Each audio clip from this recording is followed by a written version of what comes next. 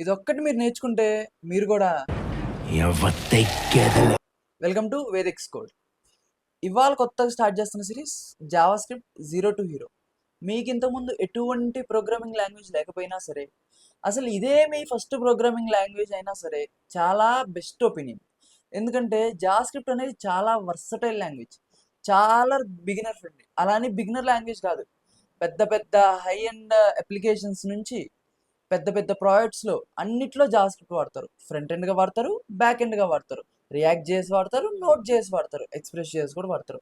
మీరు జేఎస్కి సంబంధించిన ఎటువంటి ఫ్రేమ్వర్క్ నేర్చుకోవాలనుకున్నా ఈ జావా స్క్రిప్ట్ అనేది మీకు ఖచ్చితంగా వచ్చి ఉండాలి. మీకు రావాలంటే ఏం చేయాలి? నేను చెప్పింది చూడాలి.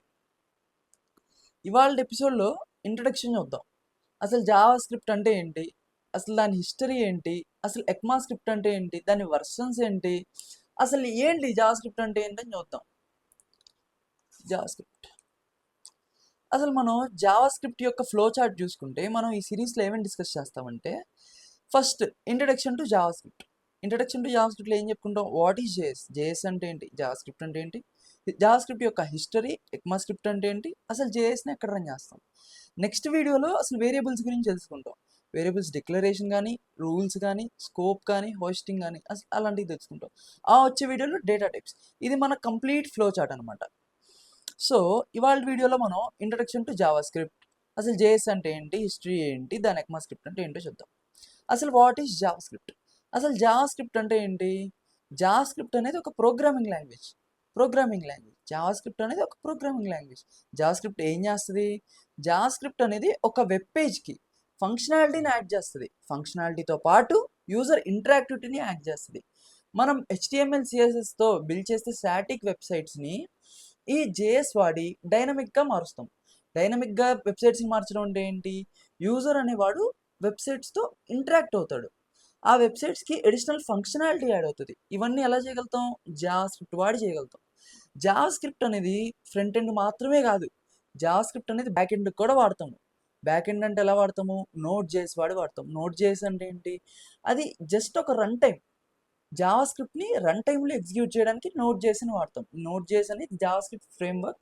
ముందు ముందు వచ్చే సిరీస్లో నేనే మీకు చెప్తాను. ఇంకా జావా స్క్రిప్ట్ అనేది ఫ్రంట్ ఎండ్లో యూజర్ ఇంటరాక్టివిటీని, ఫంక్షనాలిటీని యాడ్ చేయడమే కాకుండా ఒక సిస్టమ్కి, ఒక కంప్యూటర్కి ప్రోగ్రామింగ్ ఇన్స్ట్రక్షన్స్ కూడా ఇస్తుంది. ఆ కంప్యూటర్ ఏం పర్ఫామ్ చేయాలి అనే దాని గురించి ఇన్స్ట్రక్షన్స్ కూడా ఇస్తుంది. ఫర్ ఎగ్జాంపుల్, ఇప్పుడు ఒక ఇన్పుట్ ఉంది. ఇన్పుట్ని మనం కోడ్గా తీసుకుందాం. ఫర్ ఎగ్జాంపుల్ 1+1 అనే దాన్ని కంప్యూటర్కి మనం ఇన్పుట్ ఇస్తాము. సో ఇప్పుడు ఇన్పుట్ని కంప్యూటర్కి ఇచ్చేటప్పుడు ఏమని ఇస్తున్నాం? ఇక్కడ 1+1 అంటే రెండు ఆపరాండ్స్ మధ్య ఒక ఆపరేషన్. ఏం చెప్తున్నాం? రెండు ఆపరేషన్ ఏముంది ఇక్కడ? 1ని 1తో యాడ్ చేయమని చెప్తున్నాం అనే ఇన్స్ట్రక్షన్స్ మనం కంప్యూటర్కి ఇస్తున్నాం. దేని వాడి? జావా స్క్రిప్ట్ వాడి కంప్యూటర్కి ఇన్స్ట్రక్షన్స్ ఇస్తున్నాం. కంప్యూటర్ ఏం చేస్తుంది? ఆ ప్రోగ్రామింగ్ లాజిక్ని ఎగ్జిక్యూట్ చేసి అవుట్పుట్ని డిసైడ్ అయ్యి యూజర్కి అవుట్పుట్ అనేది చూపిస్తుంది. సో యూజర్ అనేవాడు ఇన్పుట్గా 1+1 అని ఇచ్చినప్పుడు సిస్టమ్ అనేది ఇది పర్ఫామ్ చేస్తుంది. ఆపరేషన్ పర్ఫామ్ చేస్తే ఒక డెసిషన్కి వస్తుంది. ఏమని డెసిషన్కి వస్తుంది? 1+1 = 2 అనే డెసిషన్కి వస్తుంది. 2 అని డెసిషన్కి వచ్చిన తర్వాత అవుట్పుట్ ఇస్తుంది మనకి 2 అని యూజర్కి. సో జావా స్క్రిప్ట్ అనేది ఫ్రంట్ ఎండ్గా కానీ కాదు, బ్యాక్ ఎండ్గా కూడా వాడి అప్లికేషన్స్ని డెవలప్ చేయొచ్చు. And history of Java script. అసలు జావా స్క్రిప్ట్ యొక్క హిస్టరీ ఏంటి? ప్రతి దానికి దాని హిస్టరీ ఉంటుంది, ప్రతి దానికి దాని స్టార్టింగ్ పాయింట్ ఉంటుంది. ప్రతి ఒక్కటి ఎక్కడి నుంచి వచ్చింది, ఎందుకు వచ్చింది, ఎవరు కనిపెట్టారు, ఇవన్నీ తెలుసుకోవడం వల్ల మీకు టెక్నికల్గానే కాకుండా అసలు జావా స్క్రిప్ట్ గురించి మొత్తం తెలిసిన వాళ్ళు అవుతారు. అసలు జావా స్క్రిప్ట్ని కనిపెట్టిన అతని పేరు బ్రెండన్ ఐచ్. బ్రెండన్ ఐచ్ అనే అతను బ్రేవ్ అనే వెబ్ బ్రౌజర్, మనం అందరం బ్రేవ్ వెబ్ బ్రౌజర్ వాడుతూనే ఉంటాము, ఆ వెబ్ బ్రౌజర్ యొక్క కో-ఫౌండర్, అలానే ఆ కంపెనీకి CEO కూడా అదే కాకుండా మొజిల్లా ఫైర్ ఫాక్స్ అనే ఇంకో బ్రౌజర్కి కో-ఫౌండర్. అండ్ ఈ రెండితో కాకుండా జావా స్క్రిప్ట్ యొక్క క్రియేటర్, మన ఓన్ క్రియేటర్. జావా స్క్రిప్ట్ యొక్క క్రియేటర్ ఎవరంటే బ్రెండన్ ఐచ్.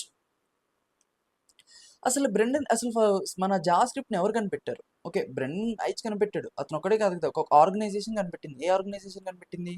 నెట్స్కేప్. నెట్స్కేప్ అంటే ఏంటి? ఇప్పుడు మనకి గూగుల్ క్రోమ్ లాగా, సఫారీ లాగా, మైక్రోసాఫ్ట్ ఎడ్జ్ లాగా నెట్స్కేప్ అనేది 1995లో అదొక వెబ్ బ్రౌజర్ లాంటిది. సో 1995లో నెట్స్కేప్ అనే ఒక కంపెనీ జావా స్క్రిప్ట్ని కనిపెట్టింది. ఫస్ట్ జావా స్క్రిప్ట్ని కనిపెట్టినప్పుడు దాని పేరు మోచాగా పెట్టారు. 1995లో ఫస్ట్ జావా స్క్రిప్ట్ని కనిపెట్టినప్పుడు మోచా, దాని పేరు మోచా. తర్వాత అదే ఇయర్ 1995లో మోచా నుంచి లైఫ్ స్క్రిప్ట్కి మార్చారు. లైవ్ స్క్రిప్ట్ లైవ్ స్క్రిప్ట్ ఇది ఎప్పుడు 1995లో. ఇంకో విషయం ఇక్కడ నోట్ చేయాల్సిన విషయం ఏంటంటే ఇదే ఇయర్ 1995లో జావా లాంగ్వేజ్ అనేది బాగా బూమింగ్ ఉన్న లాంగ్వేజ్, చాలా పాపులర్ లాంగ్వేజ్, చాలా అంటే చాలా పాపులర్గా అప్పుడప్పుడే బాగా డెవలప్ అయ్యి అప్పుడప్పుడే చాలా రీచ్ వచ్చిన లాంగ్వేజ్ ఏంటంటే జావా. సో మన బ్రెండన్ హెచ్ ఏమనుకున్నాడు, లైవ్ స్క్రిప్ట్ అనే పేరు పెట్టినప్పుడు జనాల్లోకి ఎక్కువ రీచ్ అవ్వదని ఈ లైవ్ స్క్రిప్ట్ అనే పేరుని జావా స్క్రిప్ట్గా మార్చారు.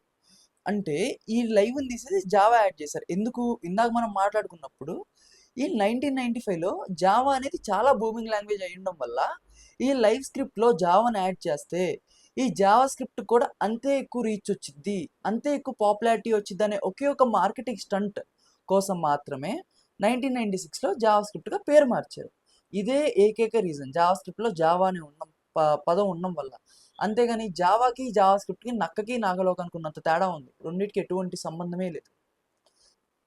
ఎక్మా స్క్రిప్ట్, అసలు ఎక్మా స్క్రిప్ట్ అనే పేరు ఎక్కడి నుంచి వచ్చింది? అసలు జావా స్క్రిప్ట్ మీద కొంచెం బేసిక్ నాలెడ్జ్ ఉన్నా కానీ లేదా జావా స్క్రిప్ట్ తెలిసినోడు కానీ ప్రతి ఒక్కళ్ళు ఎక్మా స్క్రిప్ట్ అనే పేరు వినే ఉంటారు. అసలు ఎక్మా స్క్రిప్ట్ అంటే ఏంటి? ఎక్మా స్క్రిప్ట్ అనేది ఒక స్టాండర్డైజేషన్ ఆర్గనైజేషన్. ఎక్మా స్క్రిప్ట్ ఏం చేసింది, 1995లో బ్రెండన్ హైచ్ అనే అతను జావా స్క్రిప్ట్ని డెవలప్ చేసినప్పుడు అది డెవలపర్స్ మధ్య చాలా లవబుల్ లాంగ్వేజ్గా మారింది. సో డెవలపర్స్ అందరూ ఏం చేశారు, నాలాంటి డెవలపర్స్ అందరూ నీకు నచ్చిన నాకు నచ్చిన ఫీచర్స్ని ఎవరికి వాడు ఇష్టం వచ్చినట్టు కస్టమైజ్ చేసేసుకుంటున్నారు అట్లా ప్రోగ్రామింగ్ లాంగ్వేజ్ని. సో బ్రెండన్ హెచ్ అప్పుడు ఏమనుకున్నాడు, ఇప్పుడు నీ లోకల్లో కొన్ని ఫంక్షన్స్ రన్ అయ్యి నా లోకల్లో ఇంకొన్ని ఫంక్షన్స్ రన్ అయ్యి అలా ఉండడం వల్ల ఒక స్టాండర్డ్ లేదు జావా స్క్రిప్ట్కి, ఒక యూనిఫార్మిటీ లేదు. ఎవడి ఇష్టం వచ్చినట్టు వాడు డెవలప్ చేసుకోవడం వల్ల ఫంక్షనాలిటీస్ మారిపోతున్నాయి, యూస్ కేసెస్ మారిపోతున్నాయి, సినారియోస్ మారిపోతున్నాయి.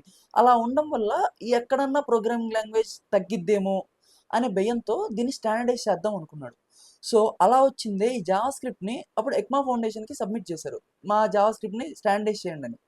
ఎక్మా స్క్రిప్ట్ ఏం చేసింది, జావా స్క్రిప్ట్లో ఉన్న ఫంక్షనాలిటీస్ అన్నీ లేదా వాళ్ళు ఇవి అన్నీ కావాలి అని అనుకున్న ఫంక్షనాలిటీస్ అన్నీ జావా స్క్రిప్ట్లో యాడ్ చేసి ఒక స్టాండర్డ్ లాంగ్వేజ్ తీసుకొచ్చారు.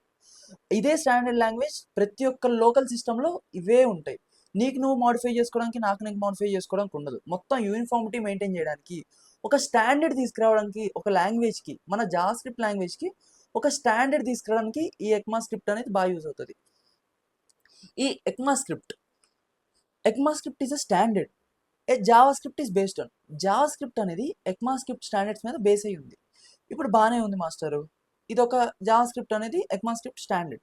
ఇప్పుడు కొత్త ఫీచర్స్ యాడ్ చేయాలనుకున్నప్పుడు ఏం చేస్తుంది ఎక్మా స్క్రిప్ట్, ప్రతి ఇయర్ వర్షన్ని రిలీజ్ చేస్తుంది, ఇయర్కి ఒకసారి. ఇప్పుడు ఈ ఇయర్లో కావాల్సిన ఒక 10 ఫీచర్స్ యాడ్ చేశాడు అనుకోండి, next year స్టార్టింగ్కి ES1, ES2, ES3 అనే పేరులతో ఎక్మా స్క్రిప్ట్ని ఆ ఫీచర్స్ని జావా స్క్రిప్ట్లో యాడ్ చేసి అదో స్టాండర్డైజేషన్గా వర్షన్గా రిలీజ్ చేస్తూ ఉంటుంది. ఇప్పుడు మనం యాప్స్ వాడుతూనే ఉంటాం, ఏ టైంకి ఆ టైంకి వర్షన్ 1.0, వర్షన్ 2.0, వర్షన్ 3.0 అని అప్డేట్స్ వదులుతూ ఉంటారు. అంతే జావా స్క్రిప్ట్ కూడా ఎక్మా స్టాండర్డ్స్ ప్రతి ఇయర్ వర్షన్ని రిలీజ్ చేస్తూ ఉంటుంది. అంటే ప్రతి ఇయర్ అని చెప్పలేము, ఎప్పుడైతే యాడెడ్ ఫ్యూచర్స్ ఖచ్చితంగా ఇవి ఉండాలి అని వాళ్ళు అనుకొని డెవలప్ చేస్తారో ఆ ఫ్యూచర్స్ రెడీ అయినప్పుడు ఆ ఇయర్ ఖచ్చితంగా యాడ్ చేస్తూ ఉంటారు. అసలు జావా స్క్రిప్ట్ని ఎక్కడ ఎగ్జిక్యూట్ చేస్తాం, జావా స్క్రిప్ట్ బాగానే ఉంది, ఓకే, మనం ఫ్రంట్ ఎండ్గా వాడతాం, బ్యాక్ ఎండ్గా వాడతాం, ఎక్కడ రాస్తాం అసలు జావా స్క్రిప్ట్ని ఎక్కడ రాస్తాం? జావా స్క్రిప్ట్ని రాయడానికి, ఎగ్జిక్యూట్ చేయడానికి ముచ్చటంగా 3 వేస్ ఉన్నాయి. ఫస్ట్ది, జావా స్క్రిప్ట్ అనేది ఏ బ్రౌజర్లో ఉన్న కన్సోల్ ట్యాబ్లో ఎగ్జిక్యూట్ చేయొచ్చు. మీరు ఏ బ్రౌజర్ అని ఓపెన్ చేయండి, Google chrome, safari, edge, Mozilla Firefox, ఎటువంటి బ్రౌజర్ ఓపెన్ చేసినా కానీ ఇన్స్పెక్ట్ ట్యాబ్లో కన్సోల్ ట్యాబ్ ఉంటుంది. ఆ కన్సోల్ ట్యాబ్లో మీరు డైరెక్ట్గా ఎగ్జిక్యూట్ చేయొచ్చు. అది ఎలా హ్యాండ్స్ ఆన్ ఎగ్జిక్యూట్ చేయాలో నెక్స్ట్ వీడియోలో ఖచ్చితంగా మనం చూద్దాం. అది కాకుండా జావా స్క్రిప్ట్ అనేది ఒక నోట్ జేఎస్, ఒక రన్ టైంలో కూడా ఇప్పటిదాకా ఇందాకేం మాట్లాడుకున్నా ఒక బ్రౌజర్ లోపల ఎగ్జిక్యూట్ చేయొచ్చు, బ్రౌజర్ బయటకు వస్తే నోట్ జేఎస్ వాడి. నోట్ జేఎస్ అంటే ఏంటి, జావా స్క్రిప్ట్ యొక్క ఒక ఫ్రేమ్వర్క్ని బ్యాక్ ఎండ్లో యూజ్ చేసుకోవడానికి, ఒక రన్ టైంలో ఎగ్జిక్యూట్ చేయడానికి డెవలప్ చేసింది note JS. So Java script అనేది ఫ్రంట్ ఎండ్లో కన్సోల్లోనే కాకుండా మనం బ్యాక్ ఎండ్లో కూడా నోట్ చేసి వాటి ఎగ్జిక్యూట్ చేయగలుగుతాం. అండ్ థర్డ్ అండ్ లాస్ట్ కాదు, third, JavaScript can be executed in HTML. HTML అంటే ఏంటి? హైపర్ టెక్స్ట్ మార్కప్ లాంగ్వేజ్, మన వెబ్ బ్రౌజర్ యొక్క కోడ్ అనమాట. ఆ హెచ్టిఎంఎల్లో మన స్క్రిప్ట్ ట్యాగ్ ఉంటుంది. ఈ స్క్రిప్ట్ ట్యాగ్ లోపల జావాస్క్రిప్ట్ని ఎగ్జిక్యూట్ చేయొచ్చు. ఈ స్క్రిప్ట్ ట్యాగ్ లోపల కూడా జావాస్క్రిప్ట్ని ఎగ్జిక్యూట్ చేయొచ్చు. సో జావాస్క్రిప్ట్ని ఎక్కడెక్కడ ఎగ్జిక్యూట్ చేయొచ్చు? ఒక బ్రౌజర్లో కన్సోల్ ట్యాబ్లో ఎగ్జిక్యూట్ చేయొచ్చు. సెకండ్ది, ఒక రన్ టైంలో నోట్ జేఎస్ ఫ్రేమ్వర్క్ వాడి జావాస్క్రిప్ట్ని బ్యాక్ ఎండ్ లాగా కూడా ఎగ్జిక్యూట్ చేయొచ్చు. థర్డ్ది, ఎక్కడ ఎగ్జిక్యూట్ చేయొచ్చు? హెచ్టిఎంఎల్ కోడ్లో స్క్రిప్ట్ ట్యాగ్ వాడి కూడా ఎగ్జిక్యూట్ చేయొచ్చు జావాస్క్రిప్ట్ని. నేర్చుకుంటాం. నెక్స్ట్ వీడియోలో మనం వేరియబుల్స్ అంటే ఏంటని తెలుసుకుంటాం. లెట్, వేర్, కాన్స్ట్, ఈ 3 టైప్ ఆఫ్ వేరియబుల్స్ గురించి తెలుసుకుంటాం. ఎక్కడెక్కడ వాడతాము, ఎలా డిఫైన్ చేస్తాం, ఎప్పుడు వాడతాము అనే దాని గురించి తెలుసుకుంటాం. Different type of use cases తెలుసుకుంటాం. అసలు పాస్కల్ కేస్, క్యామిల్ కేస్ అంటే ఏంటో తెలుసుకుంటాం. స్కోప్ అంటే ఏంటో తెలుసుకుంటాం. అండ్ నెక్స్ట్ మనం ఇవన్నీ తెలుసుకోవాలంటే వీడియో చూసావు బాగానే ఉంది, నెక్స్ట్ వచ్చే వీడియో కూడా చూస్తావు బాగానే ఉంది. ఇవన్నీ తెలుసుకొని నీకు ఉపయోగం ఏంటి? నువ్వు చేయాల్సిన పని ఏంటి? సబ్స్క్రైబ్ చేయడమా? కాదు, నువ్వు నేర్చుకోవడం. చూసింది వినడం కాదు, నీకు నువ్వు ఎక్స్ప్లోర్ చేసి ఇంకా నేర్చుకో. దీనికంటే 10 టైమ్స్ ఇన్ఫర్మేషన్ నీకు నువ్వు తెలుసుకుంటావు. దానివల్ల ఇంకా బాగా గుర్తుంటుంది. సో నెక్స్ట్ వచ్చే వీడియో కూడా చూడాలంటే ఫస్ట్ నువ్వు చేయాల్సిన పని ఏంటి? సబ్స్క్రైబ్ చేసుకో. సబ్స్క్రైబ్ చేసుకొని నేను చెప్పింది విని అర్థం చేసుకో. దాని తర్వాత నీకు నువ్వు చదువు. నీకు దీనికంటే ఎక్కువ ఇంపాక్ట్ ఉంటుంది.